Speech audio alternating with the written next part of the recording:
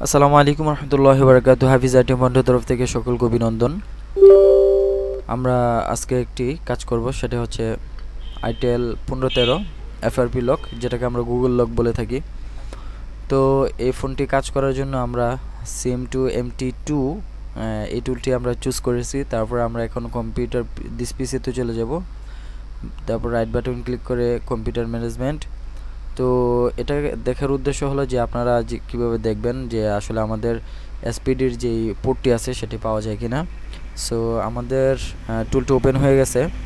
এখন আমাদের CPU platform আমাদের দেখাতে হবে। সো আমরা এখন ব্র্যান্ড দেখাবো, আইটেল ব্র্যান্ড। তো আমাদের এখানে আইটেল ব্র্যান্ডের যে বুট, হ্যাঁ আইটেল পেয়ে গেছি। তো এখন আমরা মডেল সিলেক্ট করব। তো বিভিন্ন মডেল আছে, আর এগুলা দেখা যাচ্ছে আপনার এই বুটগুলো নর্মালি থাকে না, এগুলো দিতে হয় আমাদেরকে, ডাউনলোড করে নিতে হয়, তারপরে আমরা ইনস্টল করলে বুট হয়ে যায়। তো আইডেন্টিফাই করে দেখতে পারি। তো আমি জানি যে এটা আইডেন্টিফাই করা লাগবে না। তো রিসেট এফআরপির মধ্যে দিলাম, তারপর ফরম্যাট এফএস। তো এখন আমরা কম্পিউটারের আমরা এখন মোবাইলের পাওয়ার ভলিউম আপ এবং ভলিউম ডাউন প্রেস করে ধরে কম্পিউটার ইন করে দিচ্ছি। হ্যাঁ, কম্পিউটার ডিটেক্ট করেছে সেন্ডিং ইন। হ্যাঁ, এখন আমাদের পোর্ট পেয়ে গেছে, প্রোটোকল সেটআপ।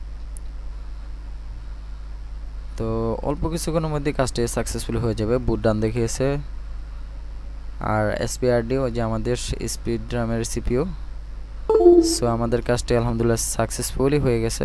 তো কেমন লাগলো কাজটি অবশ্যই আমাদেরকে কমেন্টসের মাধ্যমে জানাবেন। তো সকলে ভালো থাকুন, আল্লাহ হাফেজ।